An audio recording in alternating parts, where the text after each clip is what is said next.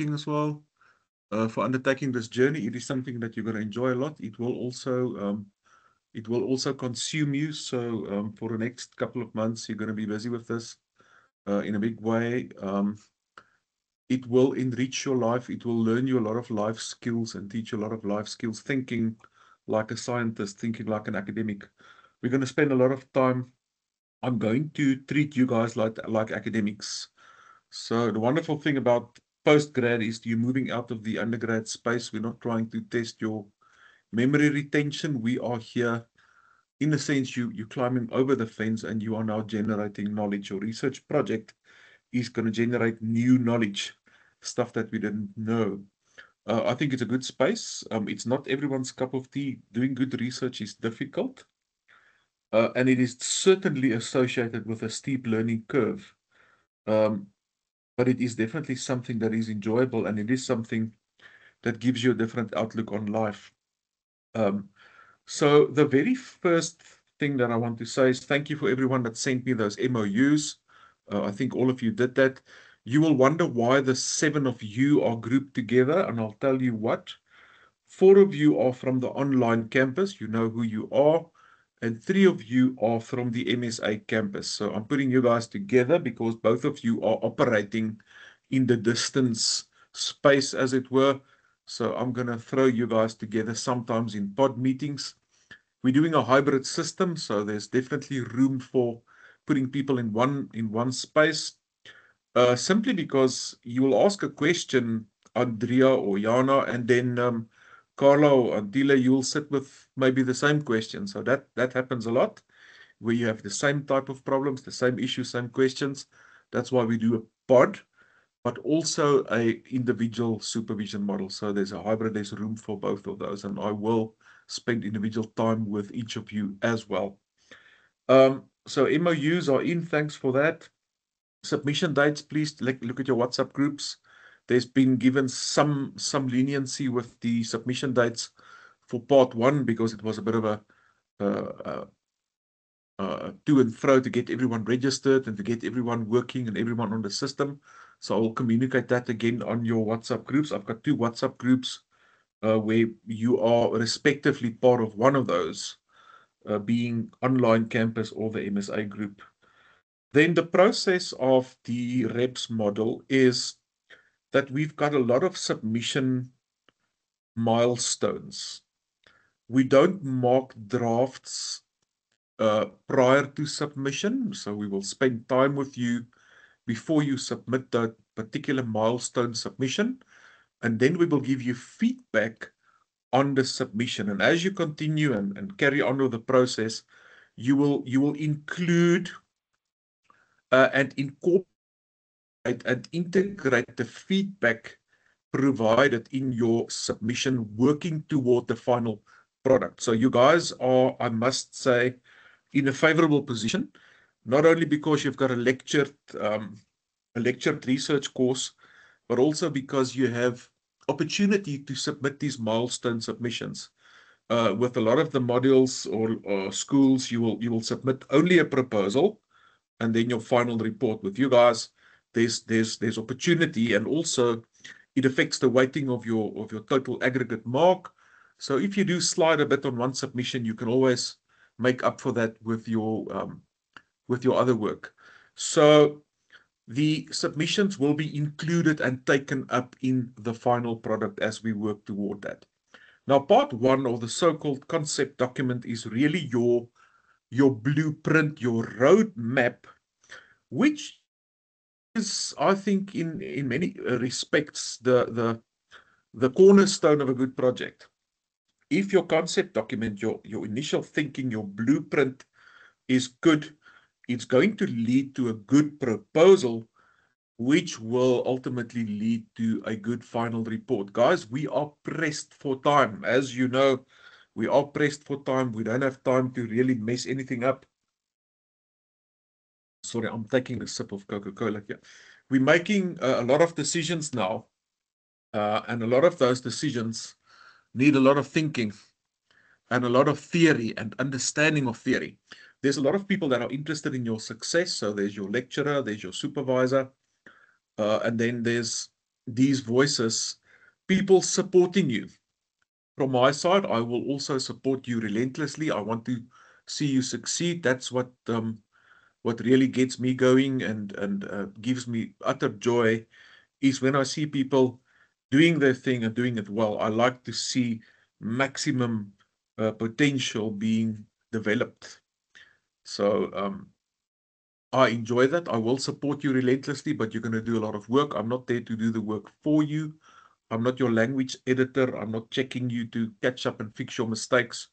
So I'm going to be strict with you. So be very careful um, that you don't submit stuff to me that is substandard. And it's not about me, really. It's about you. I want you to be proud of what you submit. So before you click that send button, please make sure that what you submit is quality. Academic rigor, scientific credibility is stuff you will hear me talk about a lot. Now, the concept document, there's a lot of things you need to talk about. What I want to say about the concept document, I want to ask you to look in your uh, if you can put the picture in your mind of the potter putting that lump of clay on the potter wheel, the potter's wheel, and then the whole final product starts to take shape. That's exactly what this is. It is a process. There is an initial rough work, and then the process will shape your final product. So think of it as putting clay onto the potter's wheel and starting with something. There's intentionality to work towards that final product. There might be small changes, and I'll talk about that now. Once you have your proposal accepted by the ethical committee, you will receive an ethical clearance letter, which basically gives you the green light to start collecting data for your research. And then you cannot make any changes. No changes are allowed after that. But before that and up until working toward the proposal, you can still make minor changes. What I do want to say is what I want to see you guys demonstrate to me is three things. Listen up, very careful. Can you plan a research project? Number one. Can you execute a research project? And can you record? In other words, can you write up a research project? I need you to convince me and demonstrate to me that you can do those things. Remember, as your supervisor, I will mark all your milestone submissions. The final research report is not marked by myself. It will be marked by another supervisor. Plus, there will always be an external moderation sample drawn. So your project will go to an external as well. Guys, the research module is, and one of the biggest things that students initially, one of the traps, quote unquote, that students initially fall into is to think that the expectation is there to do something massive or, change the world, a kind of vibe, which is not the case. Um, it is not so much the content that is important. The module is not content driven, it is process driven. If we want to assess your skills as a researcher, which is what you are a scientist, um, compare that to an artist like a painter. If I give a painter a palette and a canvas and I say, listen, paint something, it doesn't really matter what is put on that canvas. It can be a sunflower or a horse or a landscape. It doesn't matter. I will be able to evaluate the painter's skill regardless of the content on that canvas. And that's the way I want you guys to think about the research project. It's not about the content. The content is of secondary importance. It's the process. It's demonstrating to me that you understand research methodology. You know what you're going to do. You know exactly how you're going to do it. You can master academic discourse. Guys, there's two legs. Please remember that. You all walk on two legs. And if one leg is missing, you're going to stumble.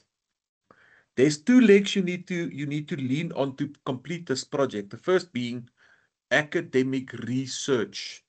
You must master the skill of being a good researcher. Second leg, academic writing, high-level academic writing or academic discourse, as we call it. You can do good research, but if you can't write, you're going to stumble. You can be a brilliant writer. If you can't tackle the research component, you're going to stumble. So those are the two legs that I want you guys to rely on to carry you through this process, as it were. Okay. Then the concept document has a lot of elements that we will then use as the first feedback tool in this journey. I think in the past we had rubrics with the subsequent submissions where the concept document was submitted every time. So you must look at the concept doc, the part 1 doc, as a living document. You're going to drag it along. It's going to walk with you right up until the end. I think there's a mark allocation, in fact, for submitting your updated concept document through as we go through the different submission phases. Now, I'm sharing the page here on the part 1 submission, and I'm going to quickly touch on some of the things here. Let me just do something.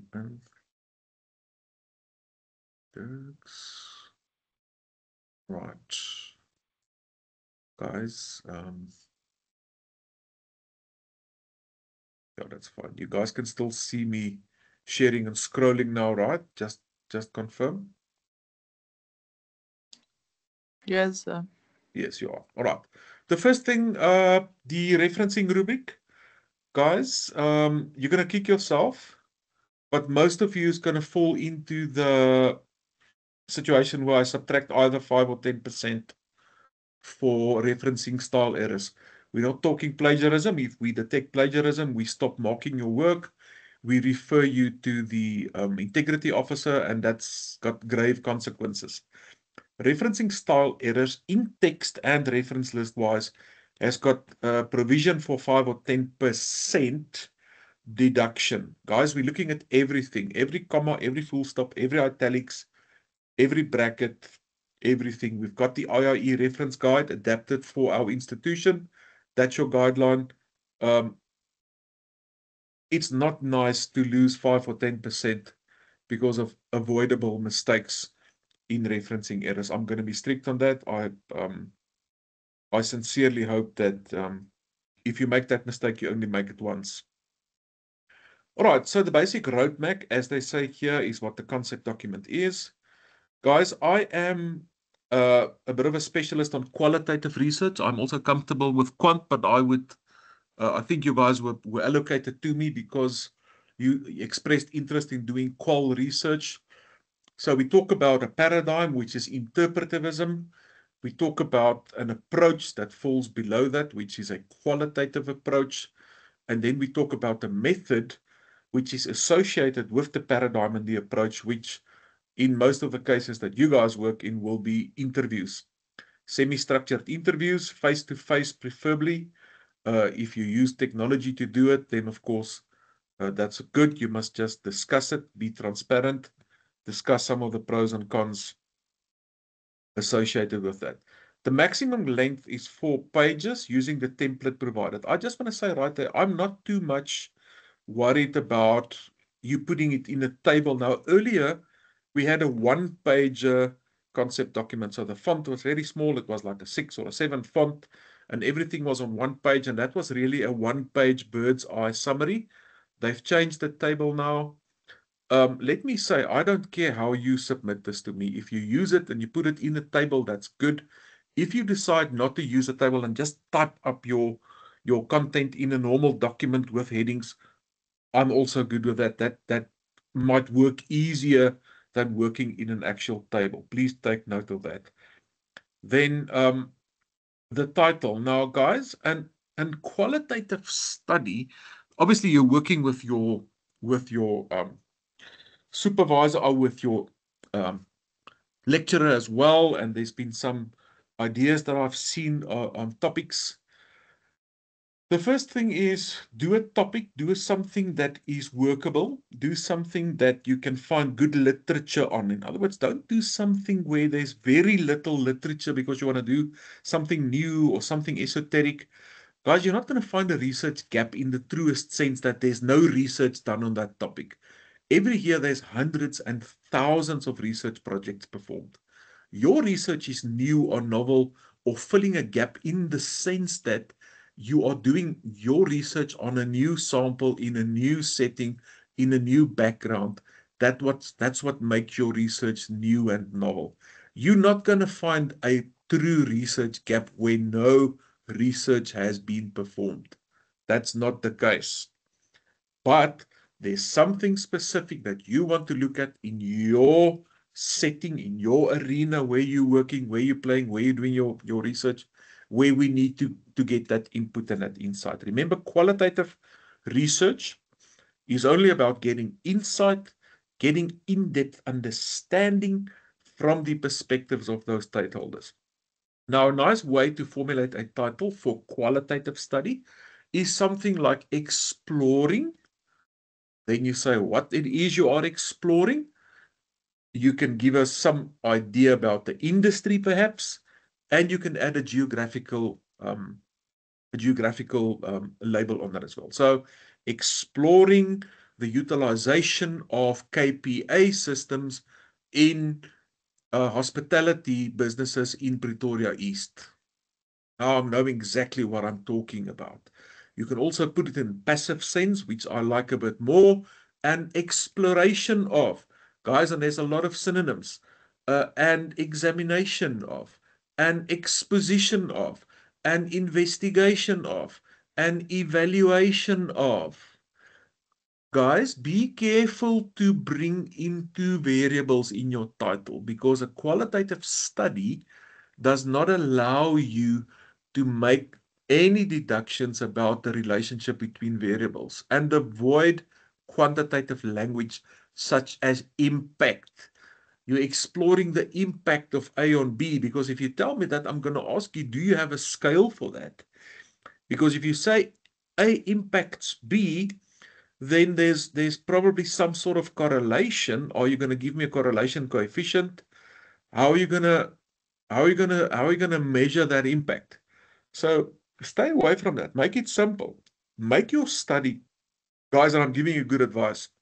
I want you to make this as easy as possible for yourself without compromising quality. In other words, that's the one thing. Make it simple. Keep it as simple as you can, but give me the highest academic quality that you can. So that's a good way to do a title. And exploration of, tell us what it is you're looking at. And for most of you, the difficult thing is to narrow down your study. Guys, research works like that. It's very narrow. You'll speak to someone getting a PhD and you'll ask them, listen, what did you do in your PhD? And they'll say, we did this or I did this. And you'll often ask them, what is that all? Is that really all you did? And they gave you a PhD? Yes. That's how research works. We're not going to penalize you and say you are focusing too narrow. We will penalize you and say you are too broad. You can't go too narrow. You can't focus too much. You must really, really bring your focus in to a knife's point. If I say customer behavior, you can narrow customer behavior down. Are we talking loyalty? Are we talking purchasing behavior? Are we talking marketing response? Are we talking, do you hear what I'm saying?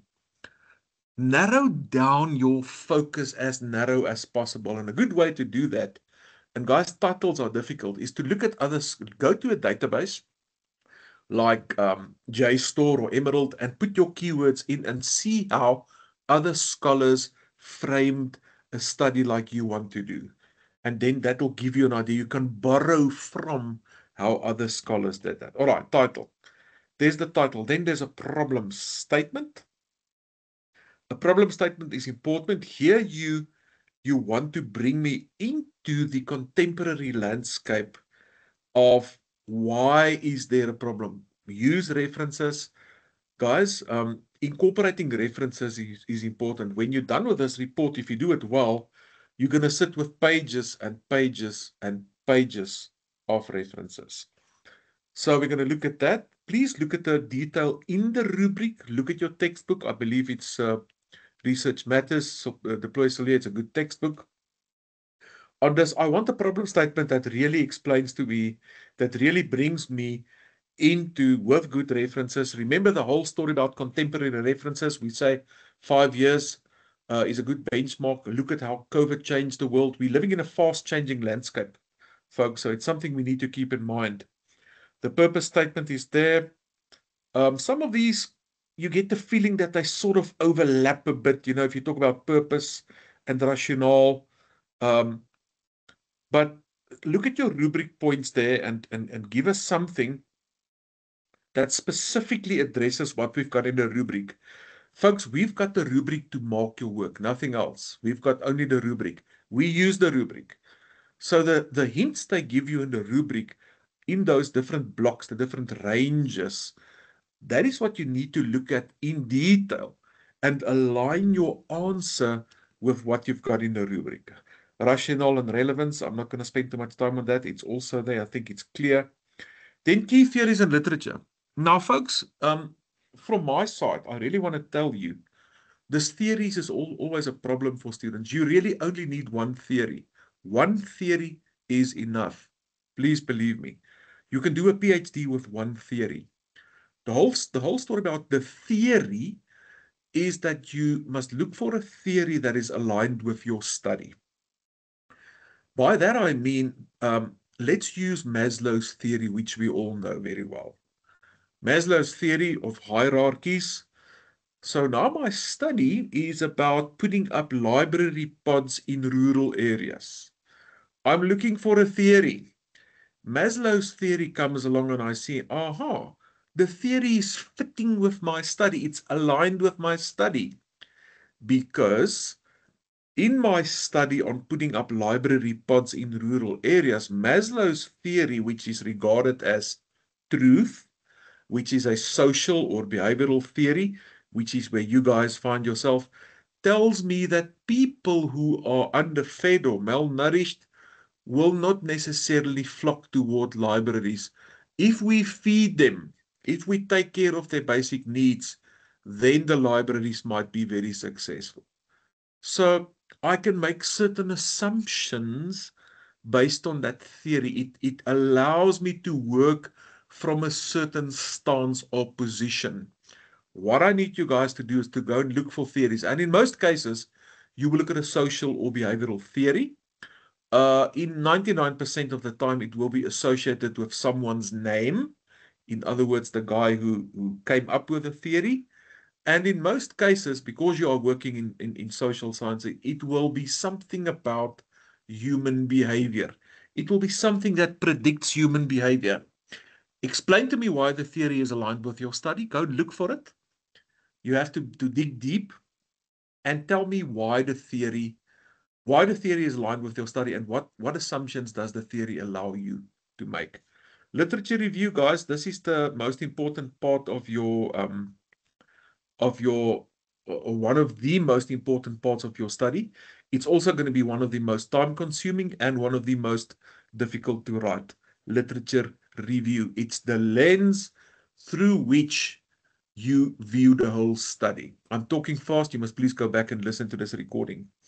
The literature review must be under sensible headings. It must be logical. It must inform me as a reader on what the contemporary research landscape looks like from the perspective of other scholarly works.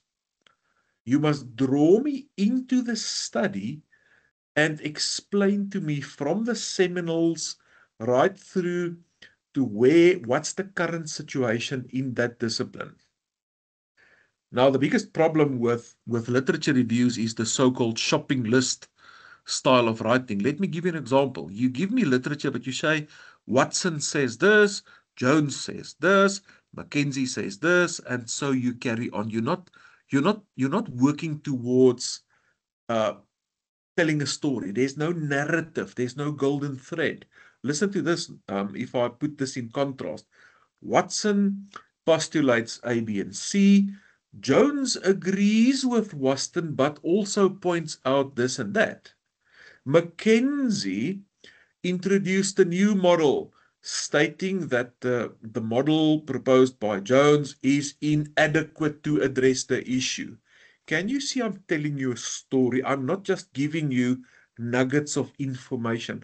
I'm telling you a story in terms of how the literature comes together. I want your literature review under good headings, subheadings. Guys, and by the way, all your submissions as we go forward, always a good cover page, always a very solid, accurate table of contents. Please stick to your briefs in terms of uh, font size, font spacing. I don't want cluttered documents. I want a reference list, which is called a reference list. Nothing else. A table of contents is called a table of contents with corresponding page numbers. Give me a good, readable, neat document.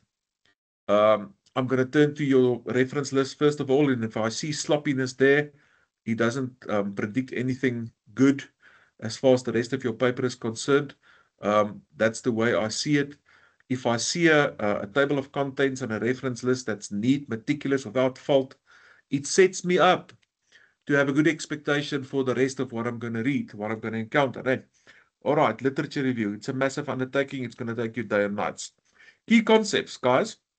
Identify the key concepts in your study. Now, the big thing here is you want to define the concepts for the reader.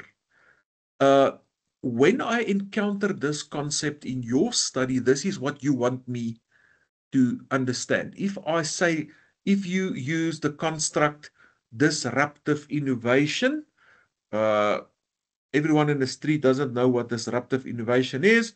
So you put it in as a key concept and you give me a definition from a credible academic source to say what you mean by disruptive innovation. Please don't oversimplify this and put in stuff there like marketing or leadership, which we all know what they mean. Please use that for concepts that needs clarification or needs definition. Research questions. Again, one research question is enough.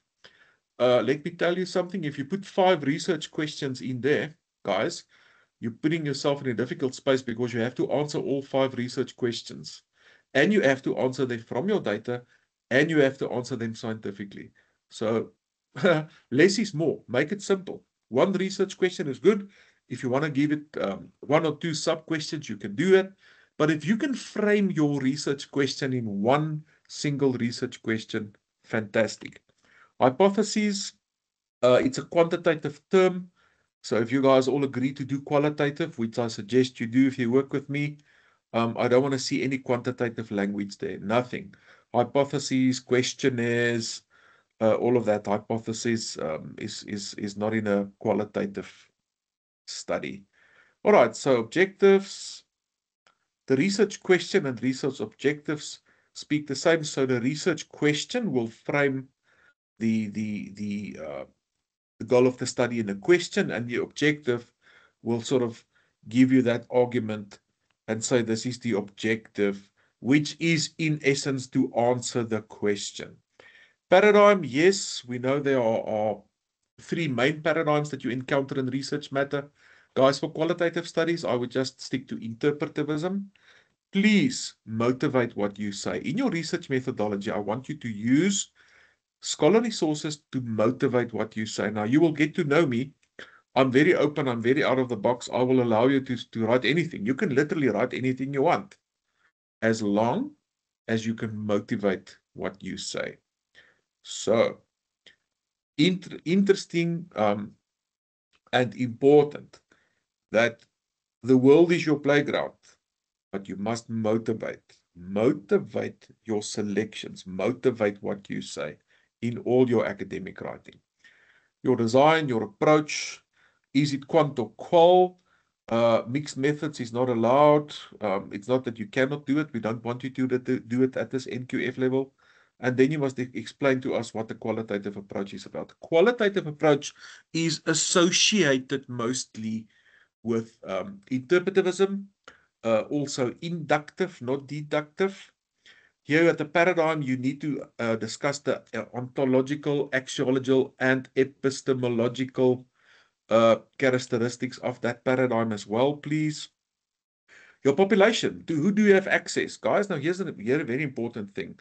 Look at a population where you have access, because your sample is going to be drawn from your population. Make it easy for yourself. When we get to sampling as a next point, there's two things. The method is either probability or non-probability, and then there's a technique under the method. So you must explain and motivate both those. We know that it's going to be a non-probability sampling method, and in most cases, you guys will use something like convenience, which simply means you've got access. You're staying in an area, you're familiar with these people, you've got access to some sort of a population sample, so it's convenient for you to do your research amongst that. You could also combine that with snowball, which means when speaking with a person, you get a referral to another person, you get a referral to another person, and so on and so forth. So I'm normally happy if you say you're using a non-probability or a non-random sample, using convenience and or snowball. Purposive, you're really going to convince me if you want to use purposive. It's a very specific sample criteria. If you use a purposive, I always say it's like people that has been abducted by aliens. So there's not a lot of them around. But for most other studies that you guys do, there's a lot of people around. So your sample does not to be a purposive sample. Data collection methods, guys, and again, coming back to that, an interview schedule. That's what we call the list of interview questions you're going to use. 8 to 10 or 12 questions. Sample size, by the way, for qual, 8 to 12 participants. You need to discuss data saturation as well.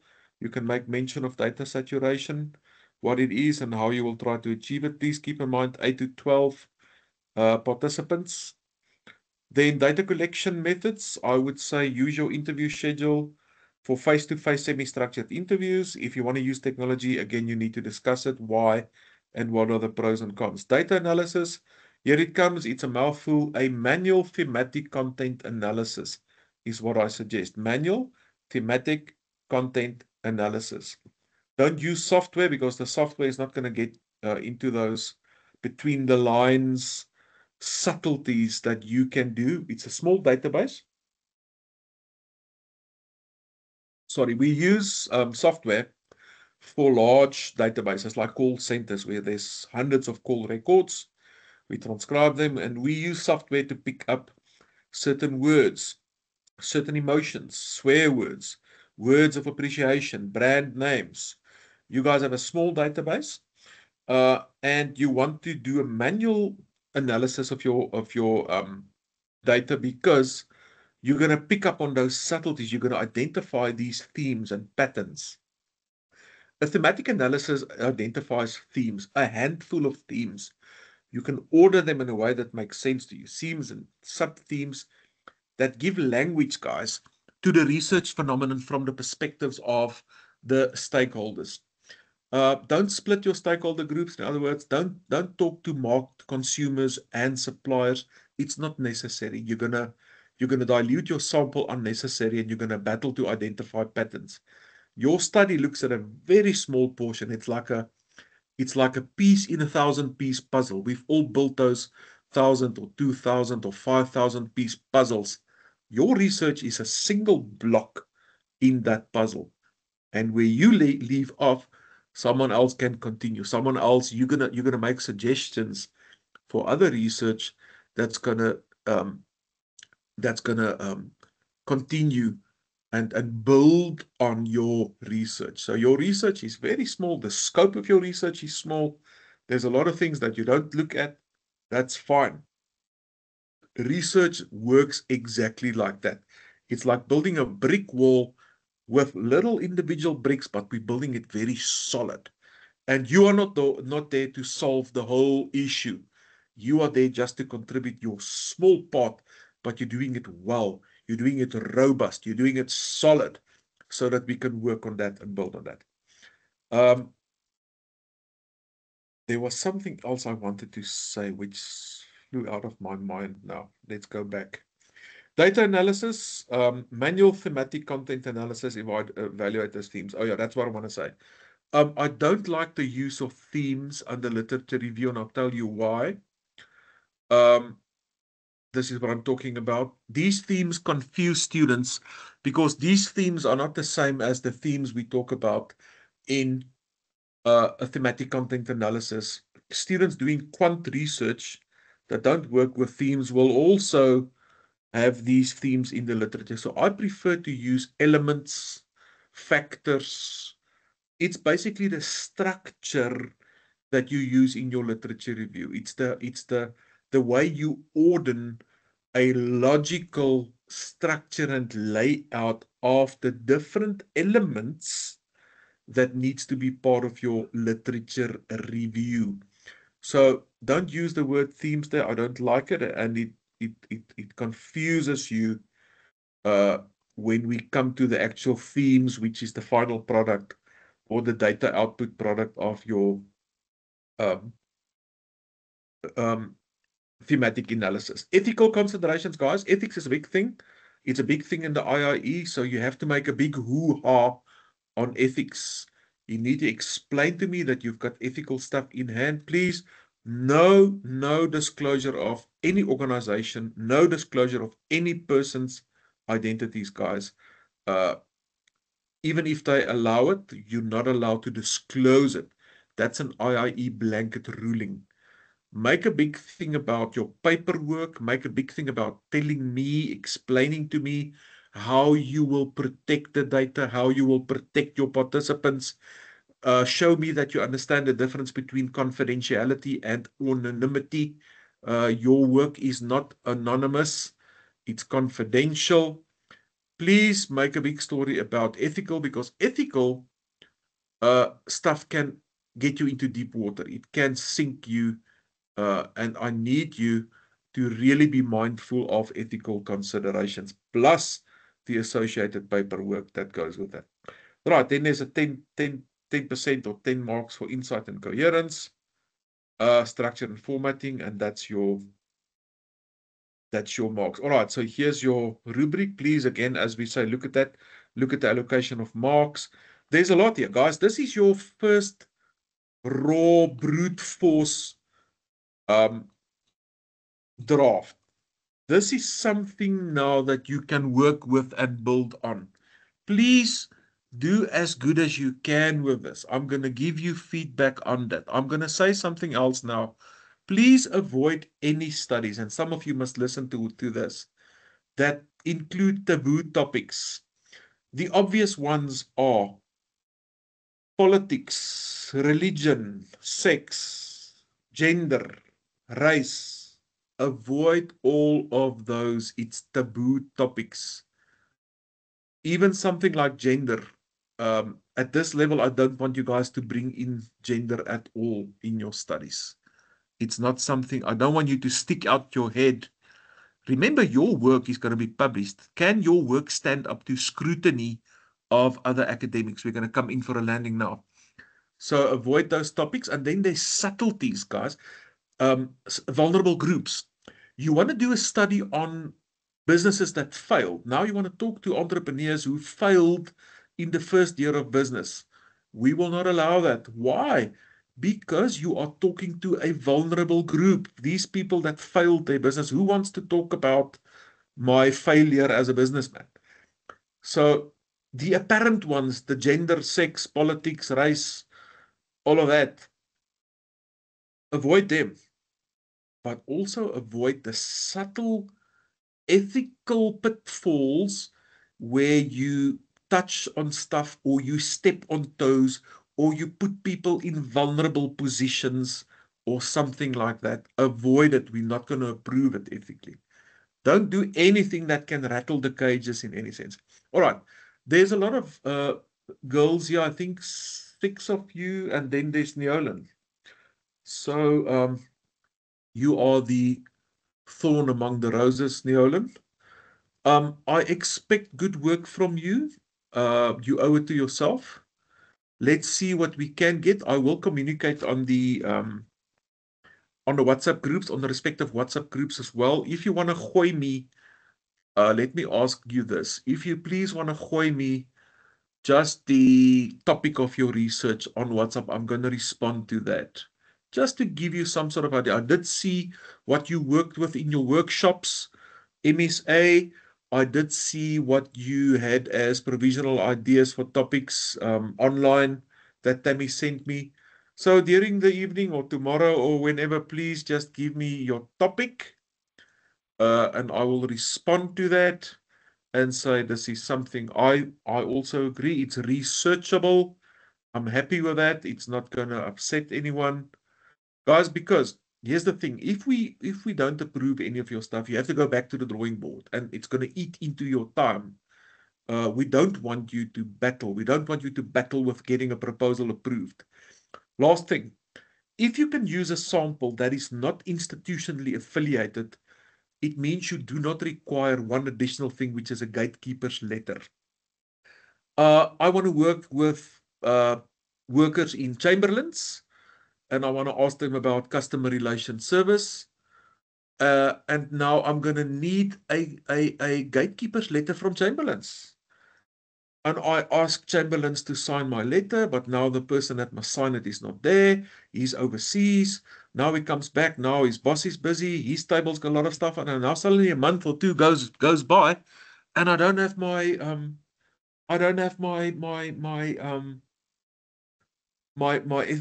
permission letter signed. And I want to start with my research, guys. So if you can get away without a gatekeeper's letter, that's absolutely first prize. In other words, I'm talking to consumers. They are not working for one organization. They are not institutionally affiliated. You don't need a gatekeeper's letter in that case. You need individual consent letters. And you don't need that now. You will only get those once you fill in your letters when you start recording. Gabri asks, should we message you personally or on the group? It's fine. You can do it on the group. That's 100% if you're comfortable with that. Guys, in these group sessions, we will share, we will help each other. We will sometimes bounce against each other with one rule, and that is that no one will ever be put in a position where they feel uncomfortable. So that's not the purpose. And I will be very strict on that. But there's value in sharing and hearing how other people think. So Gabri, I would lean toward you guys can communicate on the group for that sort of thing. And of course, you can also communicate privately. I'm going to land this meeting now. There's a lot. I'm not going to leave time now for questions. We went through a lot of stuff. Getting your topic right is one thing. Title, don't lose sleep over titles. A title can be a difficult thing. A title can be something that really frustrates you because you say, I've got it, but something isn't lekker. Something doesn't feel right. I can't put my finger on it, but my title doesn't sound. And then it's often a word or two you have to move around or add something or put something away.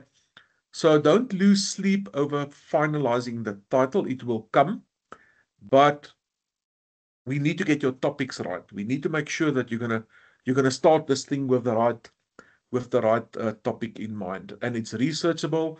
There's no ethical red flags. You're gonna get good literature on it, and so on. And then think about access. Think about where are you going to be able to get into a sample so that you can do the research. It's not going to be difficult or frustrating you. And then give me that roadmap concept document. I will communicate tomorrow or so about the submission dates that we are slightly lenient on. Doesn't mean you have to submit on those dates. You can submit whenever you are ready. And then we take it from there. Folks, I'm sorry, I've got another meeting. I promised you we were going to try and finish at 7, so I'm going to stop here.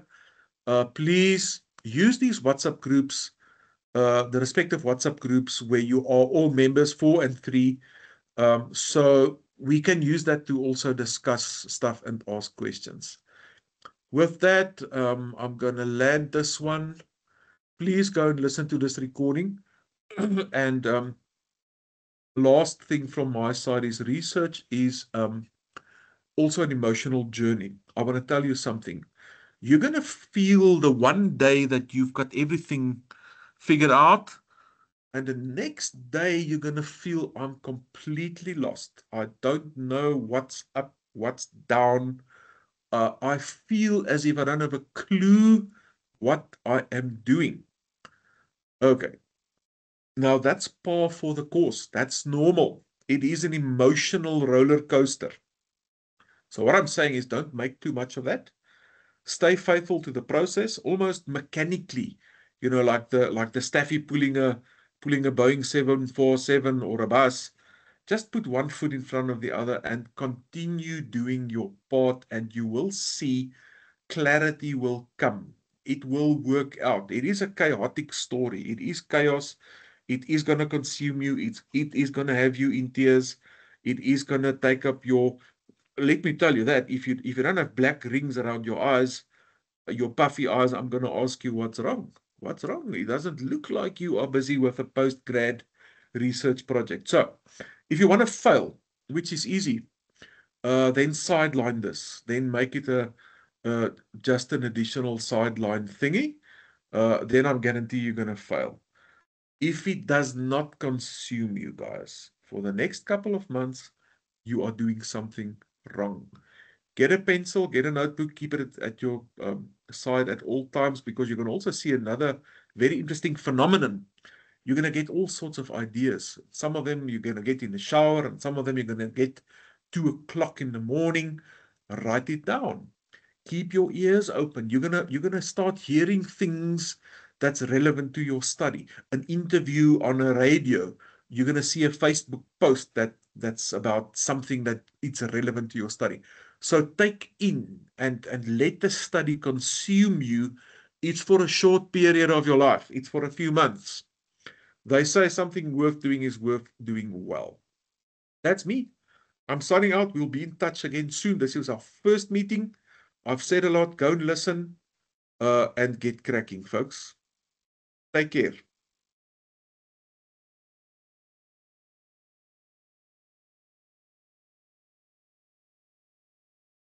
Thank you, Doctor.